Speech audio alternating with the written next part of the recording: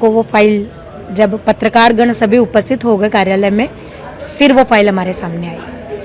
क्या कुछ सरसरी निगाह से या जितना समय मिला देखिए, किसी तरह की आपको त्रुटि वगैरह उसमें नजर आ रही है? केस किस तरह लड़ा गया है? देखिए, हमने ना कभी सिंधी समाज का विरोध किया है, ना करेंगे। ये जो बातें शहर में फैलाई जा रही वो गलत है। हम सिर्फ फाइल देखना चाहते थे कि क्या सही है और क्या गलत है। अगर वो सही है तो जो न्यायालय ने अगर आदेश किया है तो वो सही होगा, हम उसके ऊपर जा नहीं सकते। लेकिन फिर भी एक बात बताइए कि जब 125 बीघा जमीन मेडिकल कॉलेज की है, वो भी किसी के कब्जे में थी, कई वर्षों से वो लोग विस्थापित हुए रखे थे वहाँ से, फिर भी नगर पालिका ने केस लड़ा और वो 125 बीघा जमीन छुड़वाई। आज उस पर मेडिकल कॉलेज है। यदि हम बात करते हैं कि चमड़ा कारखाने की, तो वो भी सुप्रीम कोर्ट में जाकर हम केस जीते हैं। वो केस भी हम हाई कोर्ट तक हारे थे।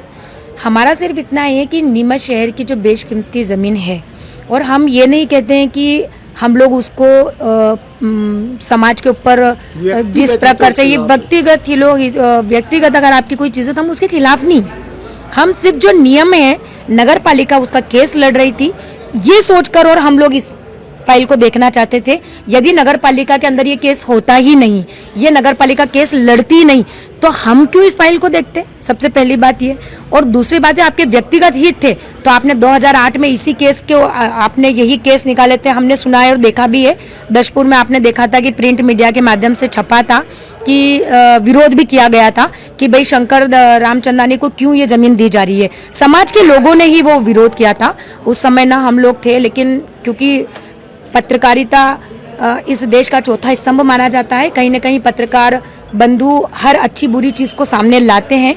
और उसी को देखते हुए जब हमने सोचा कि जब नगर पालिका ने केस लड़ा है, 6 महीने तक हमको पता नहीं चला, तो ये कोई अविश्वसनीय वाली बात तो है नहीं। 6 महीने तक हमें नहीं पता चलता और उसके बाद हमें पता चलता है। और अगर व्यक्तिगत चीज़ है तो हम व्यक्तिगत के लिए तो मना। अगर आपने कोई कॉलोनी में कोई प्लॉट खरीदा है तो हम क्यों उसके खिलाफ बोलेंगे?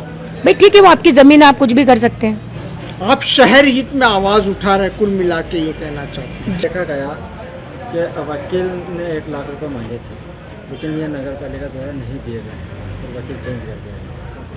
देखिए, इसके बारे में भी हमको पता नहीं था कि वकील ने 1 लाख रुपए मांगे और इस वजह से वकील बदले जा रहे हैं। अगर ये हमें पता होता तो जैसा कि हम लोगों ने बोला कि हम अपना जो नगर पालिका जो हमको अंशदान देती है, हमारी जो सैलरी आती है 3650 रुपये, वो हम अपनी सैलरी दे करके और वकील करेंगे और वकील की फीस हम उपलब्ध कराएंगे। उसमें भी मैंने एक चीज़ बोली थी कि नगर पालिका की ऐसी कितनी कमज़ोर आय वर्ग है नगर पालिका की कि वो 1 लाख रुपए वीर कुमार जी जैन को नहीं दे पाई और चुनाव मतलब उनको केस लड़ाने के लिए हम उनको फीस नहीं दे पा रहे हैं। उस एवज में हम दूसरा वकील करते हैं और ये वही वकील होता है कि जो 2008 में इसके खिलाफ नगर पालिका के साथ रह करके और इसी पुनर्वास विभाग के खिलाफ वो केस लगाया था। और आज ऐसी कौन सी आन पड़ी है कि 10 साल 12 साल बाद में वही वकील वापस से आता है, वही वकील इसकी नगर पालिका की पैरवी न करते हुए वकील केस हारता है।